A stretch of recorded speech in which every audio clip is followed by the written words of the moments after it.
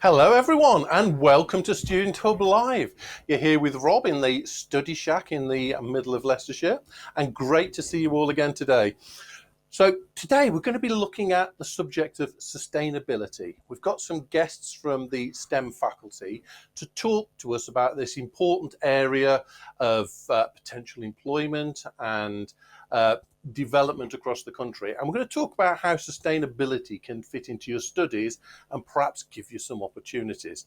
So hope you're going to enjoy the show today. We've got some help supporting you in the chat. We've got Liz, Georgina and Rachel, and they're there to answer your questions, give you some links to resources and give you some ideas as we go through. You'll recognise them because they will have SHL in front of their names. So feel free to chat as we go through. And of course, we've got Heidi with us today. Hi, Heidi, how are you? Hello, Rob. I'm fine, thank you. How are you? You've been wrestling squirrels this morning. You doing all right? Yeah, I got a squirrel stuck in my bird feeder just as we started to get ready for the session. I had to go and get a towel and rescue him and all sorts, but he got away and yeah, he's gone to lick his wounds, I think. But yeah, so Heidi, you had the end of year party. How did it Yeah. go? Oh, So, it was brilliant, Rob. Yeah, we had so much fun at the end of year party. So we had one of our OU students, former OU students, Scott Webber, who is a TikTok sensation. He's got about 150,000 followers on TikTok, and it's called Mad About History. So he came along and he co-presented with Isabella, and we had so much fun. We had loads of students along. It was a really, really great session. So I'm not sure if anybody here was able to come to the party, but if you did, then I hope that you really enjoyed it. I'm just going to say some hellos this morning then, Rob. So I'm quite yeah. excited because we've got Katrina joining us online. And she's actually joining us directly watching from the OU library in sunny Milton Keynes this morning, which is great. So we've got one of our students on campus watching us on Student Hub Live. And we've also got Oliver in Essex. So Oliver is doing an open degree and has just finished his first module, Introduction to Social Sciences. So lovely to have you with us this morning, Oliver. So we really welcome engagement in the chat. And we've also got some widgets on the screen. So you can pinpoint exactly where it is that you're joining us from this morning, and then you can have a look on there and see if you've got any students nearby, which is always lovely. We just ask that within the chat you don't share any personal information throughout the session. But yeah, lovely to have you with us. I'll be putting your questions to the panel, so feel free to pop those in the chat and enjoy the show. Absolutely. Thank you, Heidi. And yeah, please get involved. These sessions are all about you asking us questions and giving us feedback. So we've got things planned, but I love it when you trip the guests up and ask them things they don't expect. So feel free to get some questions in there. So before I introduce the guests, there are two widgets on the screen at the moment. So little things where you can add your responses. So the first one is, what subjects are you currently studying or registered for? So that's a word cloud, and you need to put 3 answers in, even if the answers are just full stops. So you have to put 3 in before you press enter. So tell us what you're studying. And then the second question is, which of these sustainability areas would you most like to contribute to? Which interests you the most? So you've got a choice of the economic area, environmental area, or social area. And you can supplement these in the chat box and tell us a little bit more about your choice as well. So those are the widgets, fill those in, and I'm going to introduce Victoria, Tom, and Ramla. Hi guys, great to have you with us. Hi. Give us a wave. It shows your mics are all working. So I'm going to ask you just to say a very quick introduction. So Victoria, tell us a little bit about yourself. Hello, everybody. Yes, I'm Dr. Victoria Hans. So I'm actually Director of Sustainability at the Open University. So I work across the whole institution, and I work really closely with USA, the OU Students Association, because you students are so important to what we do, and you tell us that sustainability is really important for you. So that's my job here at the OU, to take forward your suggestions on sustainability. Thank you, Victoria. Perfect. And Tom, would you like to introduce yourself? Hi, yeah, I'm Tom Argles. You might guess that I've got a cold today, so apologies for the really ragged voice. So I'm a senior lecturer in the School of Environment, Earth and Ecosystem Sciences. I always struggle to get those the right way around. And until fairly recently, I was the director of teaching in that school. So I've been involved in creating and designing and planning a lot of curriculum over the last 5 or 6 years or so. And I've also contributed to a lot of modules along the way as well. And one of the things I've been really interested in just recently is writing a whole bunch of curriculum material on using GIS, which I hope to talk a bit about later. Excellent. Thank you, Tom. And Ramla, lovely to have you in the session. Hi. Well, I'm not a doctor, but maybe in a few months. So Yet. I'm a PhD. Yeah, maybe. Yeah. Yeah, I'm a PhD student in Earth, Environmental, and Ecosystem Sciences. And I work mostly with trees, but my research is I'm looking at the impact of heat and the rising temperature on urban trees, specifically in Milton Keynes, because I'm a very patriotic person. And yeah, and I'm on campus right now. So if anyone is around, I can meet them later. Excellent. So, oh, yeah, I've just been told we've got the widget to show what you're studying. So before we move on to the first topic, let's have a look at the word cloud and see where most of you are currently studying. And this is where my glasses would come in useful. Digital comms, psychology, maths. Oh, we've got quite a few people studying sustainability, which is fantastic. This is definitely the conversation for you. And I'm really looking forward to having my eyes opened a little bit. Sustainability, it's something I think I know about, but I wouldn't actually call myself an expert or even competent at it. So I'm really looking forward to finding out a little more. So I'm going to put some questions to our guests, and also remember, put your questions in the chat and we can get those questions asked as well. So first of all then, Victoria, we're going to come to you first, and we're talking about sustainability. What do we mean when we talk about the sustainability industry? Yeah, well, you summed it up really well. So sustainability traditionally is the 3 pillars of society, economy and environment. But actually, what's really critical is the biosphere. So with the biosphere, the environment, that's what enables society to operate, which enables the economy to operate. So I think we've got a little demonstration or a little film here, but one of the ways we define sustainability is through the United Nations Sustainable Development Goals, the SDGs. And the SDGs in this picture are that you're going to see now, they fit into one another. So this is called a nested model, where we see here the biosphere, which supports society, which supports the economy. It's really important to see it that way round. Without the biosphere being healthy, so that's water, the oceans, nature, the trees, society can't function. And so some of those sustainable development goals for society are no hunger and no poverty. And obviously what enables us to achieve that is a functioning economy where we have materials that are sustainable. And tying them all together is that 17th goal, which is around partnerships. So that's a nice little animation of how we can explain what sustainability means. And in society and industry and jobs and employment, it's up to all of us to put sustainability into the work we're doing, whatever sector, whatever we're studying, because we all share the same biosphere, the same air and water and food. Okay. So we've asked you the question, which of these areas would you like to contribute to the most? And we'll just show you what you've come back with. Okay, so most of you are talking about the environmental area. Okay, so the biosphere, as Victoria was saying. Heidi, have we had anything in the chat about this? Anybody make any specific comments about what they would like to contribute to? We haven't so far, Rob. No, people are just still doing their introductions at the moment and having a little bit of a chat. So no, they haven't responded beyond the widget yet in the chat, but I'll be sure to let you know when people do. Okay. Oh, so I'm rushing ahead here. I'm not giving you enough chance to write your answers in. So, Victoria, we looked at the development goals, sustainable development goals there.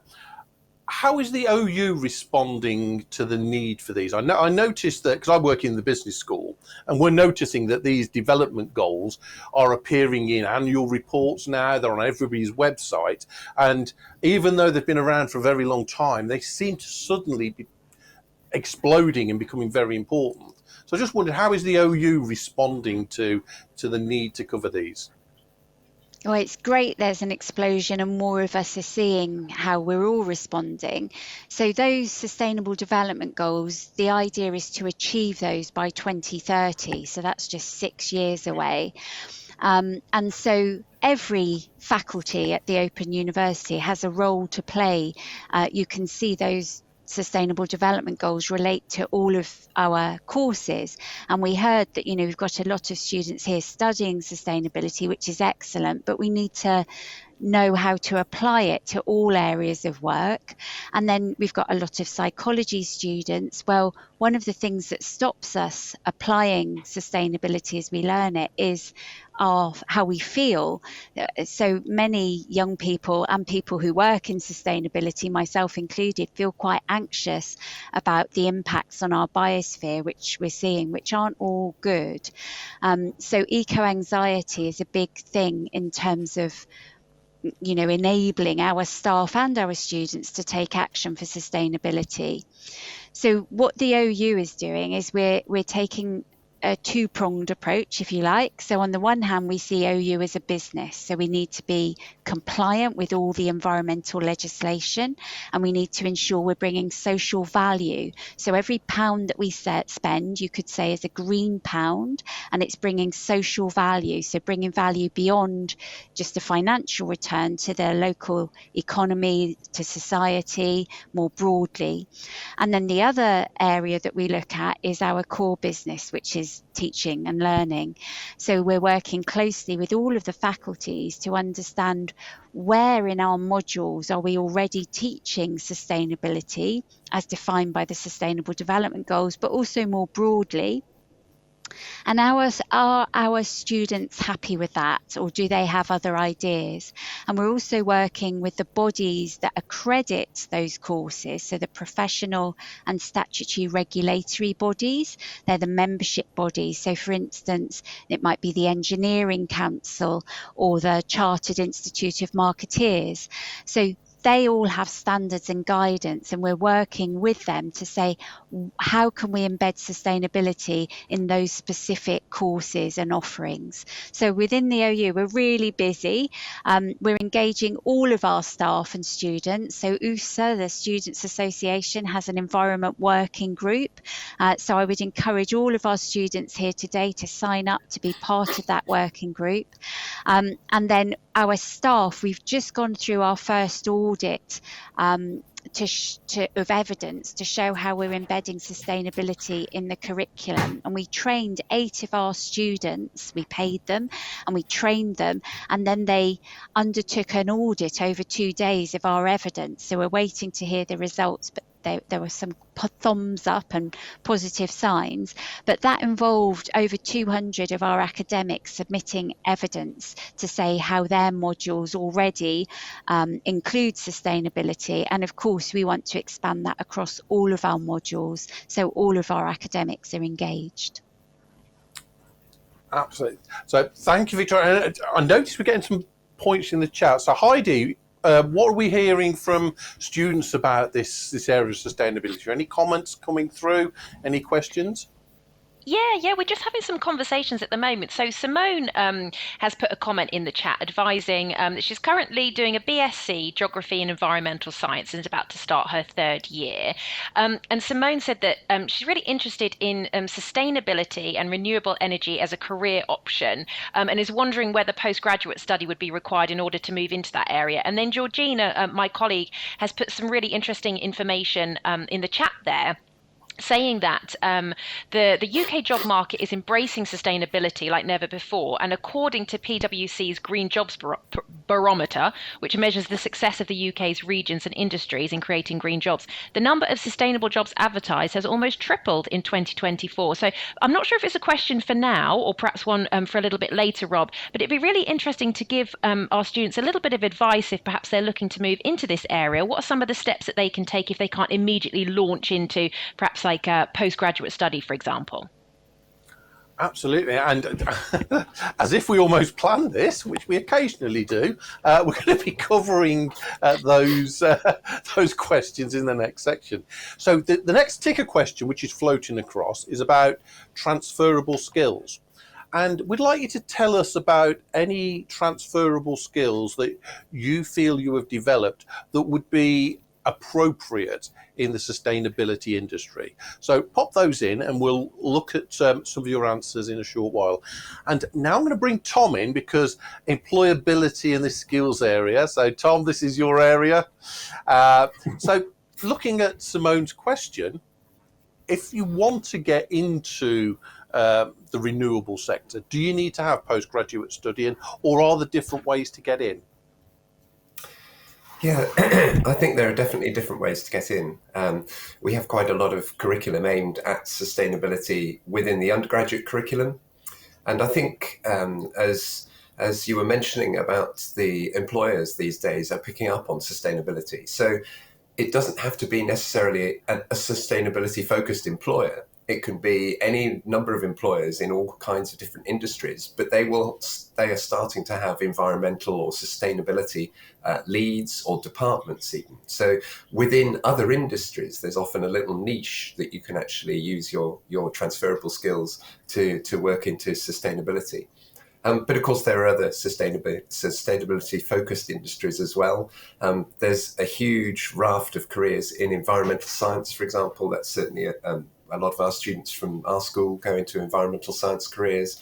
That can be things like water testing with the Environment Agency. The Environment Agency has a sort of wide range of jobs as well. Even with mining companies, lots of companies, extractive companies, resource-based companies, energy companies, they're all looking to be more sustainable and they're looking for sustainable solutions. Now, obviously, you learn technical skills in your undergraduate degree, and some of those will definitely be enough to get into sustainable careers without worrying about postgrad. We do have some master's programs though, so we have master's programs particularly in things like environmental management, for example. So that's one big area, and not just in STEM as well. There are master's programs in other faculties as well. So you can have a look around and see some of the master's programs that we offer. You could also look, dare I say it, elsewhere, but you could also consider a PhD as well. So I think Ramla's going to be talking about her sort of journey and her career later. You could also consider a PhD to sort of get further skills and very specific skills in a particular bit of the sustainability industry.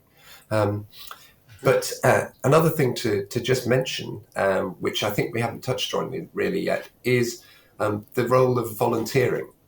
So in sustainability, in environment in particular, in geography, volunteering is a really good way of gaining experience and gaining skills without actually doing more qualifications, more learning per se. So it's a really nice informal way of getting in on the ground level, getting a foot in the door, networking. So you make a lot of contacts with people within the kind of sustainability sphere and the environmental sphere, and that can open all sorts of doors and take you into all sorts of different places. So it's definitely worth considering volunteering as an avenue as well. So you talk about the volunteering. There are lots of different ways that we can get involved in some of this research. And I know when we spoke before the session, you talked about some of these, I might have the terminology wrong, community experiments and things. So what sort of experiments, different areas could people get involved with so that we can help generate some of this data? Yes, so Yeah, community efforts, but citizen science is a term that's often used. Citizen And science. the Thank OU you. is citizen science. That's the one. So the OU has been involved in citizen science projects for years, decades. Actually, some of them have been running for. They had a fantastic one where not just OU students, but all across the world, there was a website for counting banded snails. So lots of the snails in your garden have these kind of yellow and brown bands, but those vary in terms of the genetics, but also in terms of the environment. And so there was a whole experiment collecting citizen science data from people just looking in their gardens at these snails, counting the bands, sort of logging the different types, taking photos. That was a sort of classic little citizen science project.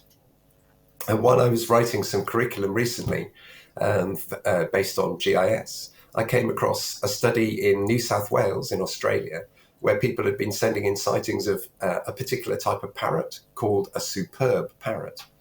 And they'd been doing that since the 60s. So they built up this most amazing database of sightings of these superb parrots. And that was really useful for the scientists because it gave them a long-term vision of how these parrots were faring in the environment, how development was impacting on them, how increased wildfires were impacting, all sorts of things like that. So the OU runs some of these citizen science things. A couple of the examples that are still running today.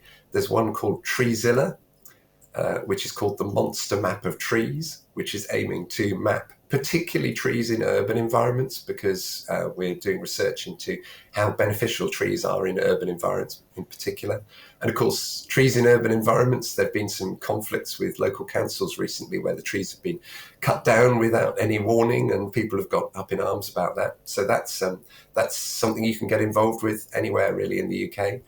And there's also something called iSpot, which has been going for a couple of decades, I think now, which is looking at the biosphere, looking at wildlife, basically. So it's a platform online again where anybody, any expertise can just take a photo of a particular beetle or a bee or a plant, anything really at all, and send that into the website. And within a very, very short space of time, a whole load of experts will descend on this and ID it for them. So give them a bit of ID, but also tell them a little bit about that organism. And I think a few years ago, there was even an 8-year-old girl who discovered a new beetle that way. So it's not just, here are some beetles, here are some bees. Every now and again, you do make discoveries through citizen science, which is just phenomenal. And of course, you don't have to be studying science to be involved. This is open to everybody. And as you just said, an 8-year-old girl discovered a new beetle. Something to help get the kids involved, get them excited about things, and share some ideas. So, Heidi, we're going to have a quick look at the widget, the chat responses, and the widget about areas that people would like to get involved with, the sorts of transferable skills that people feel they've created that would be suitable for sustainable industry. Yep, got some great conversations going on and some tips as well in the chat. So Louise has been really helpful and people are super grateful to Louise for some comments that she's made. So Louise has advised that local field groups on Facebook are really helpful for volunteering. She says, I'm biodiversity mapping near my local airport through an opportunity advertised there on Facebook. And she has suggested to our students that they go and have a look on SOS-UK. Apparently they advertise loads for students across the UK as well. So it's really worth signing up to their newsletter. So hopefully one of my colleagues can dig out that link and pop that in the chat for our students. I got some other great comments in the chat as well. So Leah's advised that I'm trying to convince my global company that sustainability is something to be concerned with at board level. I'm studying an open MSc and just looking at ways I can sell my skills to my employer whilst encouraging them to consider greener practices. And then Fiona said she's currently doing a master's in online teaching, and I want to see how I can bring sustainability to this teaching method.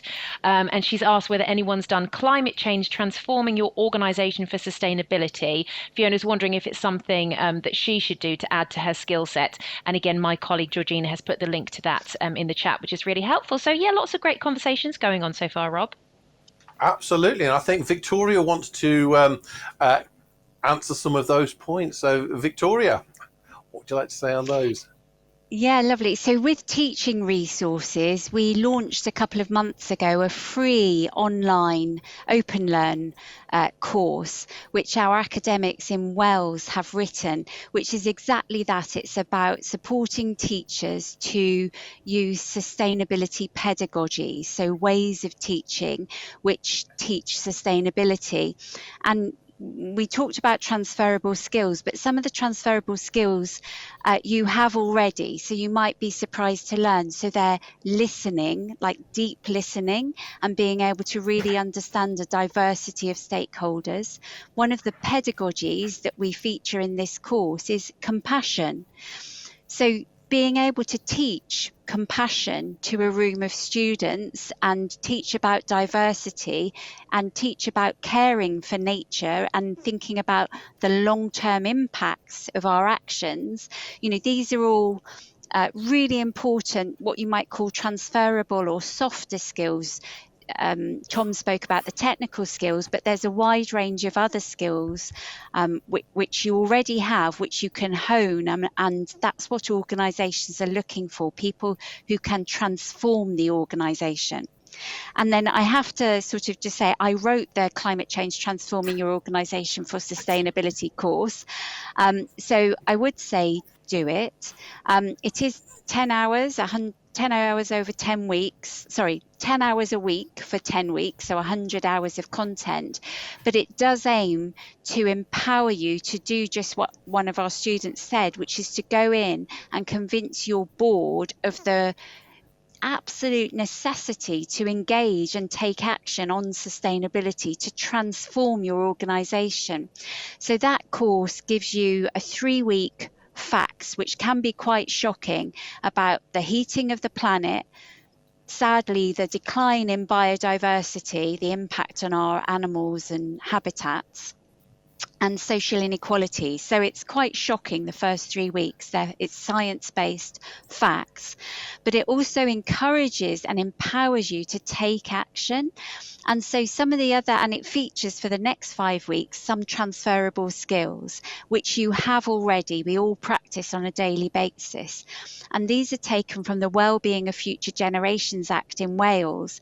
And that was the government who most recently reviewed all of their legislation and their progress on sustainability. And they drew on good practice from across the globe to define 5 ways of working for sustainability. So they are long-term thinking, prevention, so designing in solutions which prevent unintended consequences.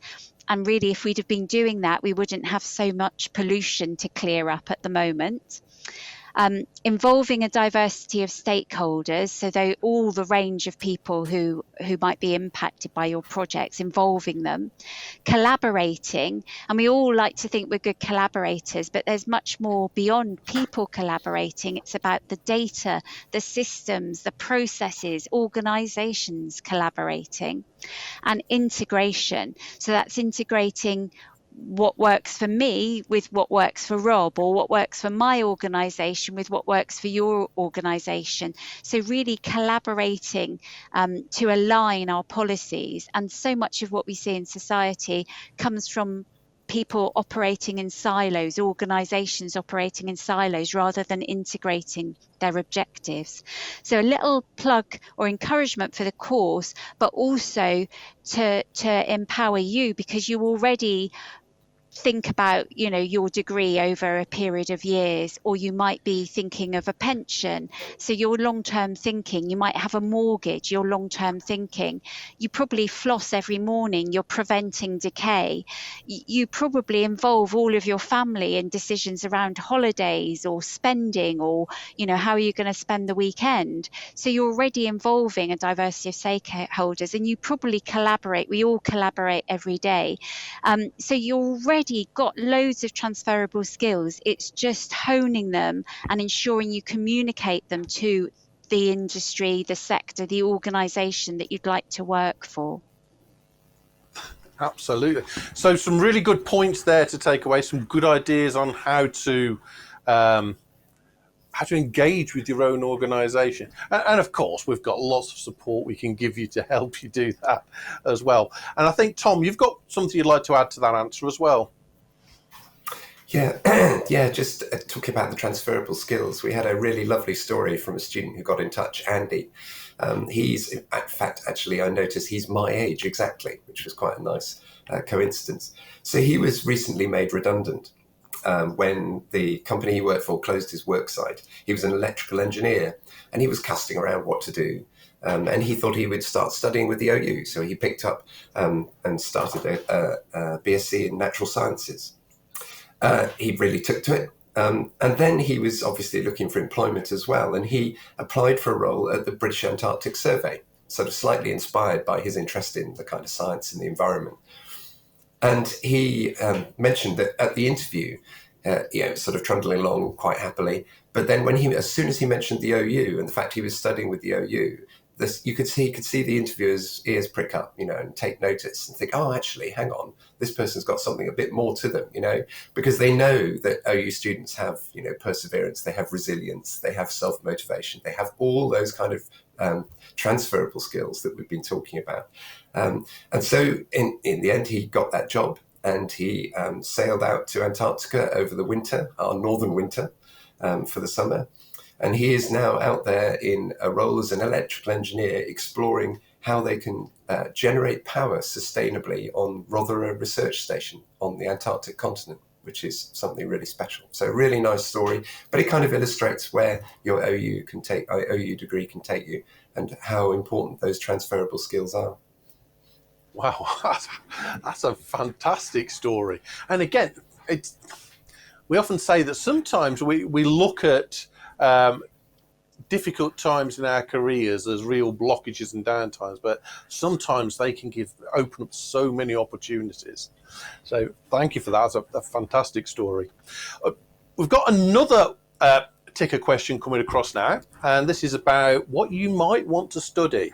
So if you were to take a postgraduate qualification, what sort of area would you like to study? Not necessarily one that exists now.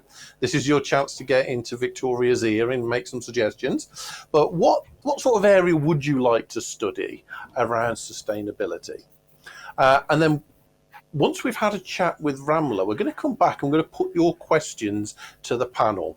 So over the next 10 minutes or so, think of some questions you would like Heidi to put to our experts, and we'll come back to those when we finish this next topic.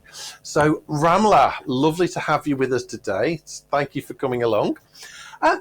You've got some really interesting areas of research. So would you like to tell us about it and what you hope to do with it?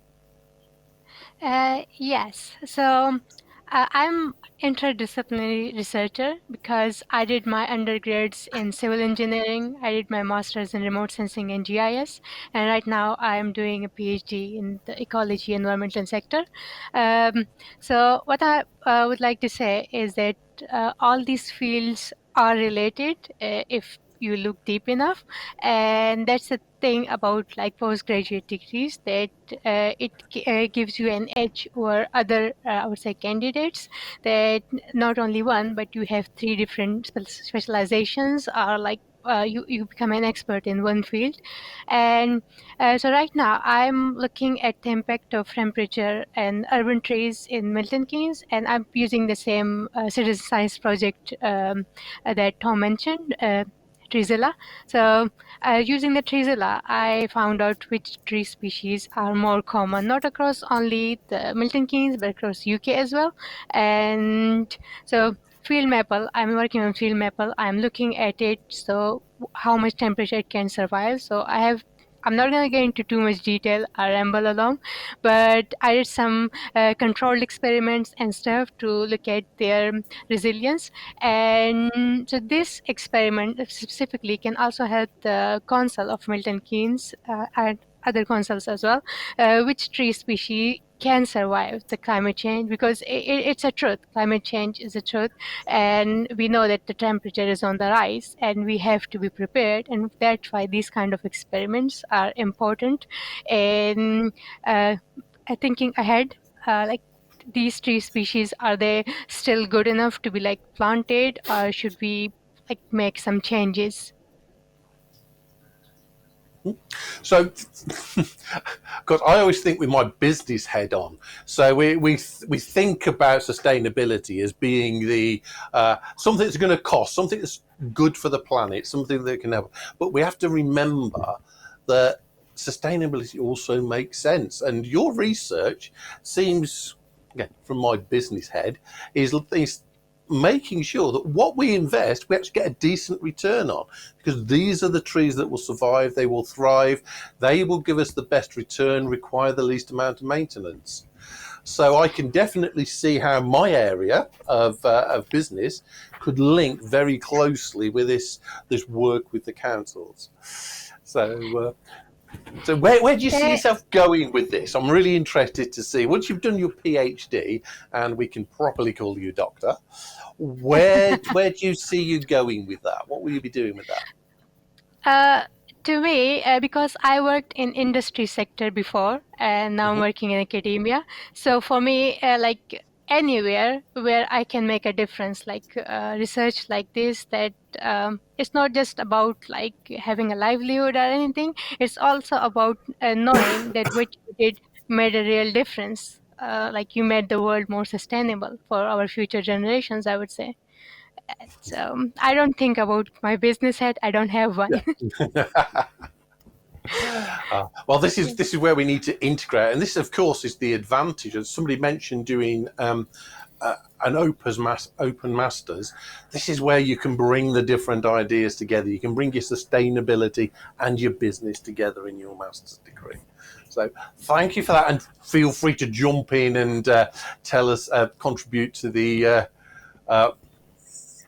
rest of the discussion on the opportunities. Because I'm coming back to you now, Tom, about PhD opportunities. We mentioned them earlier, that there were some. So, and great example of the guy that went to work in the Antarctic. What other opportunities are there? What other types of areas are we supporting students in studying? Well, I think one of the advantages, as you said, thinking about an open master's, is that you can pick and choose from across the curriculum. So you can actually, it's this sort of interdisciplinary nature of sustainability that gives you a lot of opportunities. It opens a lot of doors. So you're not sort of restricted in many degrees. You're kind of going down a very restricted, kind of narrow focus into a particular career. So you might be going into IT, for example, and okay, that has applications in various different things. But you know, if you're looking doing physics or chemistry, it's a fairly narrow range. But with sustainability, you can actually, you know, sort of cut your cloth to all sorts of different careers. So you're not restricted to science or even STEM. You know, obviously engineering is very big with sustainability, and other STEM industries. But you've also got the sort of economic side. You've got the social side. So we have quite a bit of curriculum looking at sustainability through the geography lens. So in the sort of geography curriculum, and I think one of the students mentioned that they were doing geography and environmental science earlier. So there are a couple of crossover degrees like that, where crossing over from STEM into FAS, two different faculties. And then, you know, you've got the business sort of perspective as well. So obviously sustainability, I think, it's moving from being regarded as kind of fluffy and sort of hippie and environmental, and more commercial operations, more and more global companies are thinking, actually, we have to take this seriously. Not just because, you know, to pay lip service, but actually because there are economic bases for adopting sustainable practices. And it makes economic sense, as well as just, you know, being altruistic and saving the planet. So I think that's a really important shift, I think, that we've seen, and it might be behind this shift in the sort of popularity of the United Nations SDGs recently, is that people have woken up really and said, actually, yeah, this is serious stuff. We need to take this seriously, and it will impact on our economics if we don't. So Carry on, sorry. no, Tom. carry on. No, carry on. I was just going to make the point that grouping that we talked about earlier of the economic, social, and environmental, it covers right across the whole of the Open University, across all the faculties. And so it really is a good fit. Did you want to say something else? I know Heidi's got some questions to bring in, but did you want to make another point before I go to Heidi, Tom? Well, so just very quickly, thinking about looking for PhD opportunities, for example, that can seem somewhat daunting. And I think a lot of people might think that you'd need to know people, you'd need to do networking, you'd need to have a sort of foothold in academia first. But there are websites online. There's OU Jobs, there's findaphd.com, for example, which I think we've got as a link. So those are really worth looking at. And I got my PhD by just literally sending letters out. I didn't know anybody particularly. I just literally took a bit of a punt and sent some letters out, and one of them came back and said, "Oh, okay, actually, why don't we do some research on this together?" And so I've been researching mountains like the Himalayas for the last 30 odd years as a result of that. So there's a lot of serendipity involved. But the jobs are out there. I really love that story that came from the chat, that the student was talking about local Facebook groups, because that's actually really powerful. I use local Facebook groups for sort of other purposes, and also to advertise the sort of geo walks that I do in my hometown, because I'm an earth scientist, I'm a geologist. So they're really powerful, actually, and they're really good at connecting those local communities together. So it's always worth looking in all sorts of places you wouldn't normally expect. Yeah, and one of our questions is, can we have an MSc in geology? So you've been a geologist, but I'll let you think on that one. We can only offer so many modules because there is a finite number we can fit in. So Heidi, what questions have we got coming through? What do people want to know? Well, I think Tom must be psychic because he just went and answered Lee's question for me, which was great. So that was the question I was about to put to Tom. Lee was saying, I'd be tempted by a PhD, but wouldn't know where to start. So I think that you just responded to that, Tom. So that's really helpful. Thank you. But I do just want to pick up. So I think Ramla has inspired many of our students with her PhD studies. So Fiona says that she's thinking about maybe doing a PhD at some point in online teaching and sustainability, but she said she'd better finish studying her master's first and start saving money for the PhD. Now, this is something that puts a lot of people off, doesn't it? I'm very fortunate that I just got a fully funded PhD scholarship with the Open University, and I know that STEM are phenomenal with the various options that they've got for students that are looking to study PhDs and them being fully funded. So could we perhaps just pick up on that and just make our students aware that actually money doesn't have to be a barrier? And if they've got a great idea and they want to throw themselves into that research full time, we've got lots of opportunities for them. Absolutely. And actually, Ramla, if you'd like to come in, tell us about how your PhD came out. How did you apply? Because again, it's an area I don't really understand the process myself. So Yes. So, well, first I would like to say that volunteering is also like a good opportunity for networking, because I have met quite a number of undergrad students of OU, not on campus, but every time I'm like, if I'm volunteering at an event like the sustainability ones, and even quite a number of them in Belfast this year because they were volunteering at an ecology conference. And so I'm an international student. I applied to findaphd.com. And it really, you don't have to be worried too much that a certain project, it's not like exactly in the area you are expert in or something, or you know something about. I applied at a hyperspectral imagery remote sensing kind of project. I got selected. I had an interview and everything. I came here, and then this project, the one that I'm working on, kind of became my brainchild, because I told my supervisor we can do this as well, and it now became the focus of that.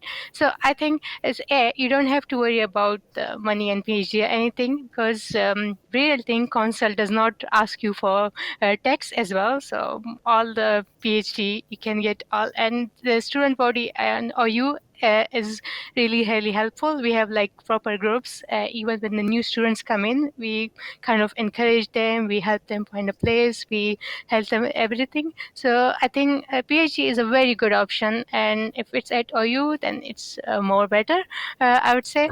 It's a bit biased, but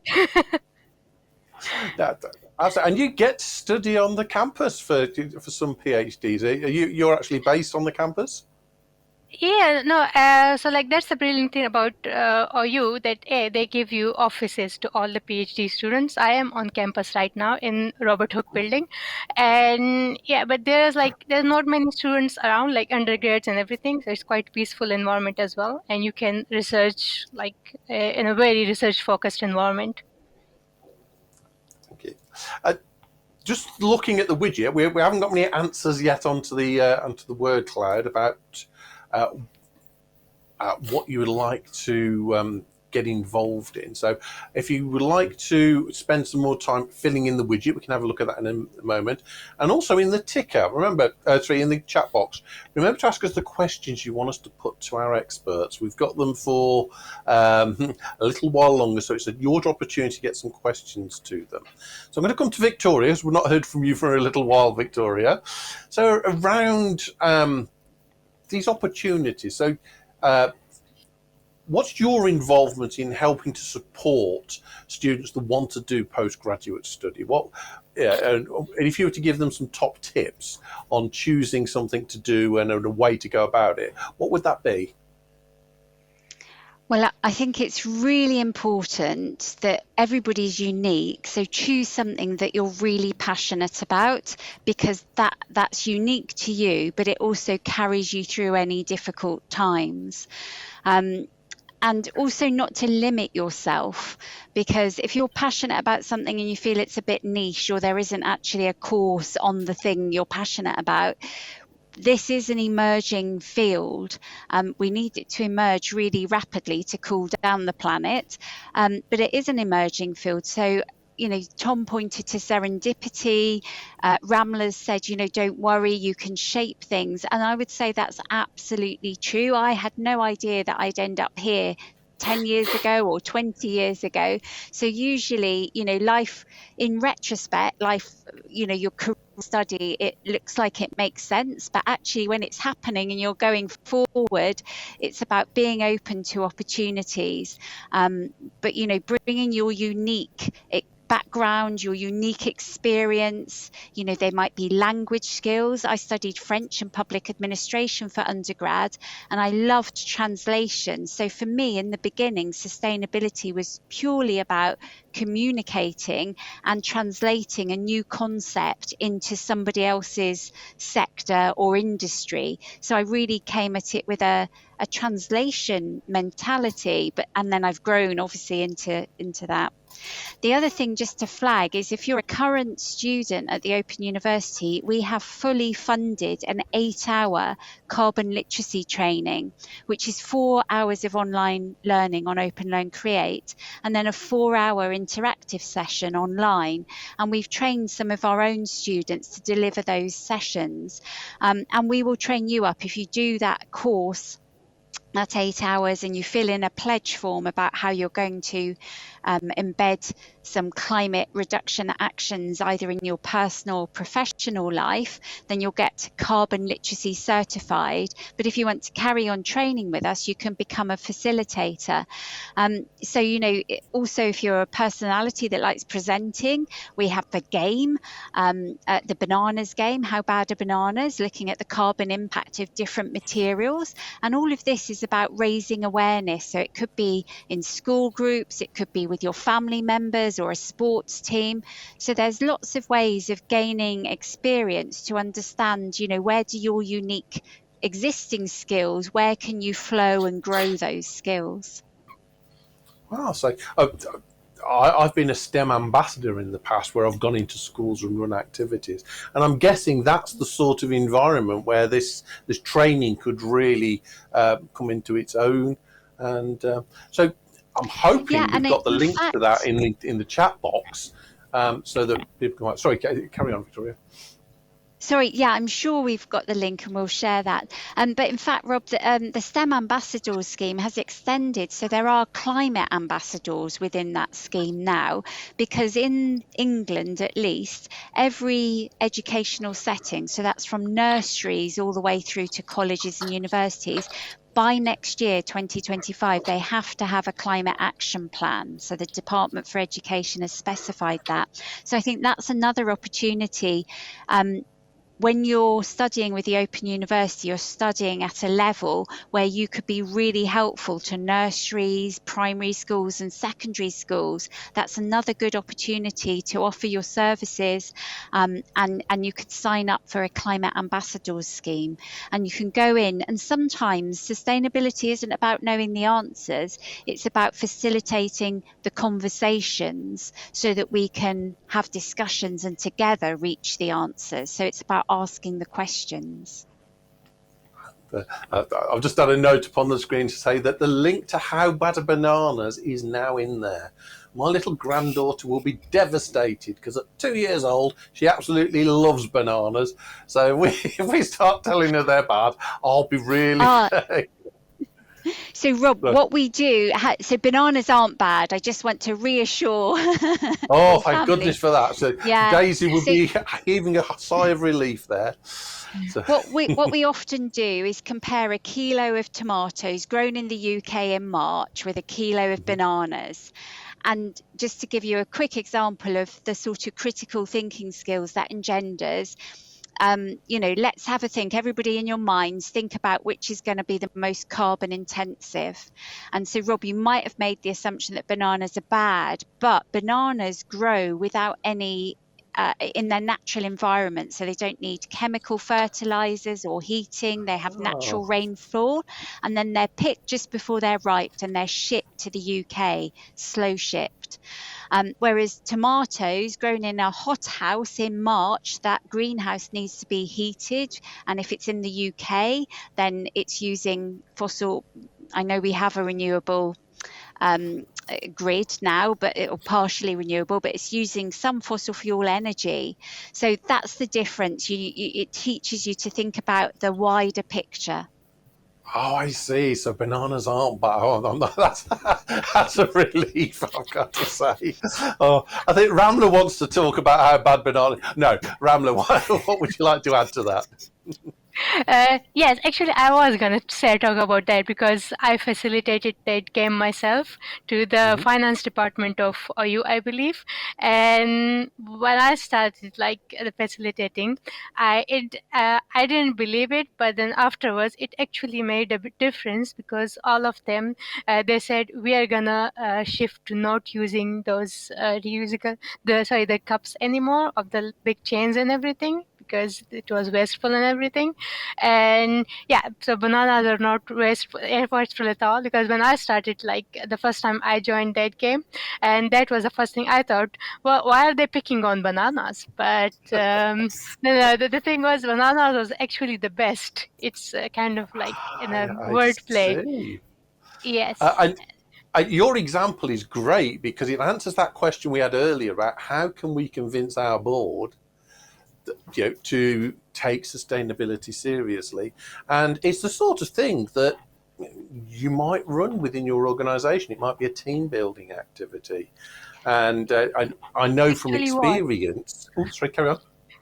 So I said it actually was a team building exercise because the lady who arranged it, she said, this is a team building exercise. So this is what we did. We divided into two different groups, and they were kind of competing against each other. You would show them two flashcards, like the banana and the tomato one, and ask them which one do you think is more sustainable and give me reasons. So it was all like they were like kind of giving their ideas to each other, and everything was like bonding and was like learning and bonding at the same time.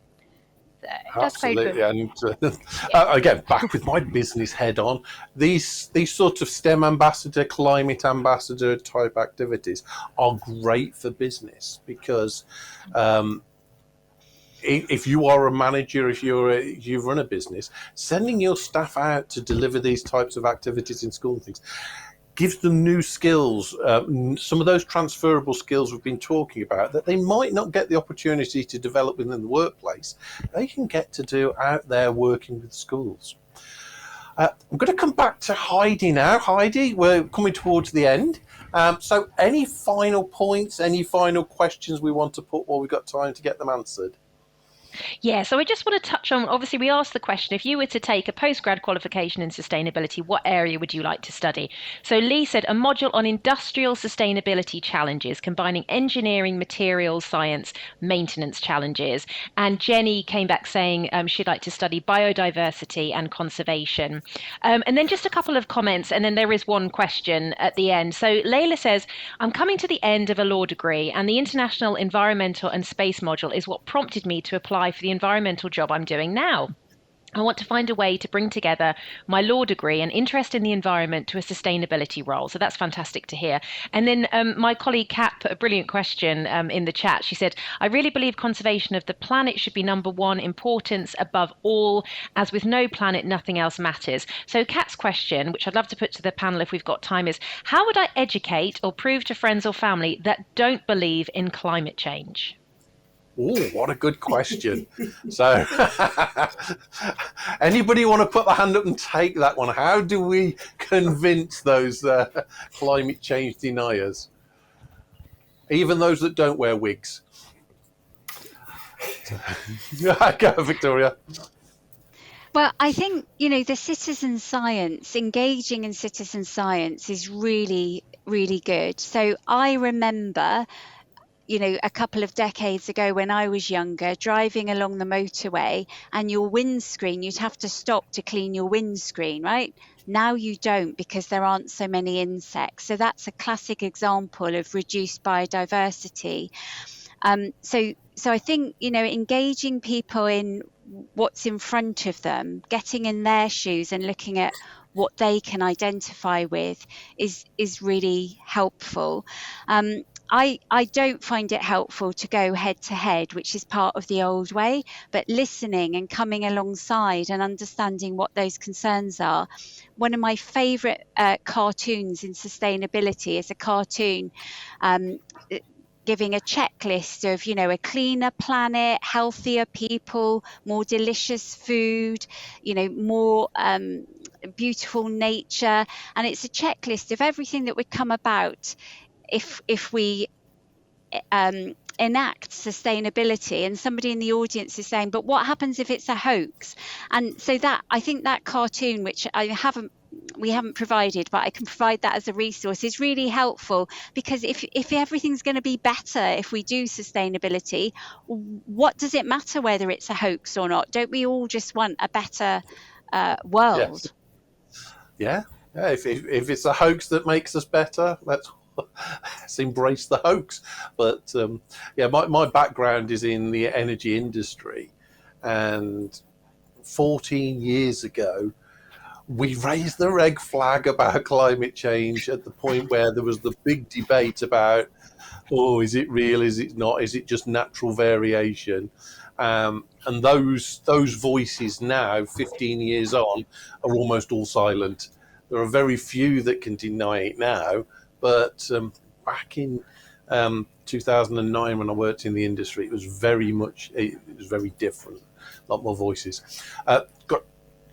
I think actually we're more or less there, unless somebody's got another quick point. Tom, have you got a quick point you wanted to make there?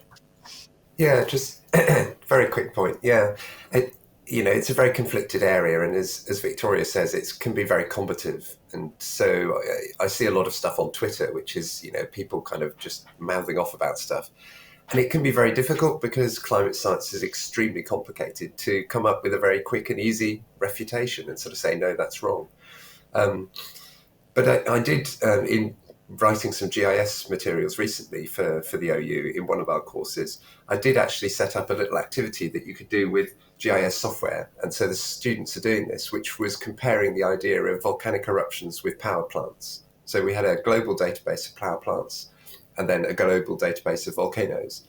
And on Twitter, it's quite often that people are saying, one volcanic eruption will just, emit so much CO2, more CO2 than humans have ever emitted in the history of time, And they get this idea from the fact that there are always something like 20 or 30 volcanoes erupting in the world. But then if you think about the number of power plants there are tens of thousands. There are nearly 10,000 fossil fuel burning power plants, and all of them are on full time, basically 24 hours a day, emitting CO2. And so it made you realise, I've sort of set it up for the students to kind of explore for themselves through the data that, yeah, actually, anthropogenic CO2 emissions are massively, massively more than even just volcanoes, which is really quite something. So it's just picking those, it's kind of, I guess, cherry picking those kind of examples, because otherwise you get lost in the data and lost in the science.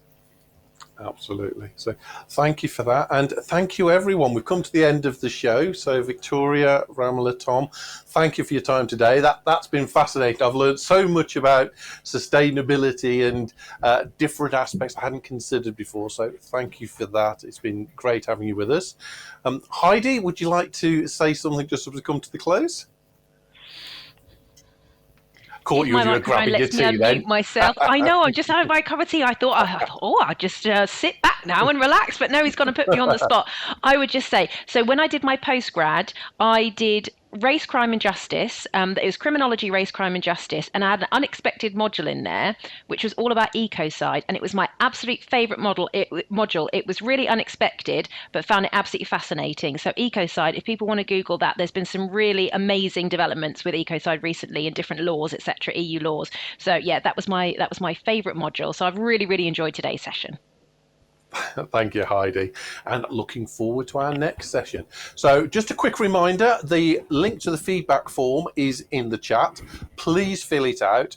The feedback form is how you tell us what subjects you want us to cover, what you want us to revisit, what you want us to do more of or less of. And we really do listen to your feedback. So please complete the feedback form and send it in. Just a reminder of some of the sessions coming up. So next week, we've got a session with me and Heidi on the 26th, looking at equality, diversity and inclusion in arts and social sciences. So that's a look at how our modules are becoming more inclusive and what we do to make sure that they're as accessible as possible to everyone. Then we have a couple of workshops looking on learning from feedback and how to apply other people's ideas. And then on the 4th of July, I've got some of the senior people from the master's programs to come and tell me what's the real value of a master's degree. What can it do for you? So if you want to join us on that on the 4th of July, that would be great. So remember the feedback form. In the meantime, thank you for spending the morning with us. We've had a great time, and I look forward to seeing you all again soon. Have fun.